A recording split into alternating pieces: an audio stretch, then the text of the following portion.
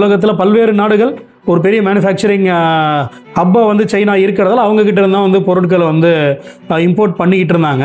நம்ம அந்த 2019-20 அந்த கோவிடுக்கு அப்புறம் வந்து சைனாலேயுமே வந்து ஒரு சில விஷயங்கள் அங்கே நிலை இல்லாமல் இருக்குது.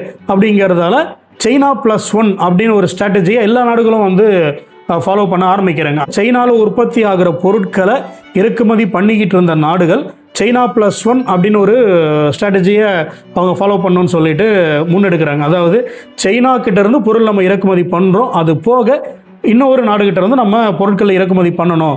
ஏன் அப்படின்னா அமெரிக்கா கூட ஏற்படக்கூடிய அந்த வர்த்தக போர், அமெரிக்கா வந்து சைனா பொருட்கள் மேலே போட்ட இறக்குமதி வரிகள், அமெரிக்கா கிட்டேருந்து சைனா நிறுத்தி வச்சிருக்கிற அந்த எண்ணெய் வர்த்தகம், இதெல்லாமே வந்து ஒரு நிலையற்ற தன்மை வர்த்தகத்தில் இருந்துகிட்டு இருக்கு. அப்படிங்கிறதால உலக நாடுகள் வந்து சைனா இல்லாமல் இன்னொரு நாடுகிட்ட நம்ம பொருள் வாங்கணும்னு சொல்லி முடிவு பண்ணதில் இந்தியாவுக்கு அதில் நமக்கு ஒரு பெரிய லாபம் கிடைச்சிருக்கு. இந்த சைனா +1 ஸ்ட்ராட்டஜியால் சைனாவில் அவங்க பொருட்கள் வாங்கிட்டு இருந்தாலுமே வியட்நாம், இந்தியா போன்ற வளர்ந்து வர நாடுகள்கிட்ட இருந்தும் அவங்க பொருட்கள் வாங்கணும்னு சொல்லி பல்வேறு நாடுகள் முடிவு பண்ணியிருக்காங்க. அதே ஒரு பேட்டர்ன் தான் வந்து இங்கிலாந்துமே இப்போ ஃபாலோ பண்ணுறாங்க.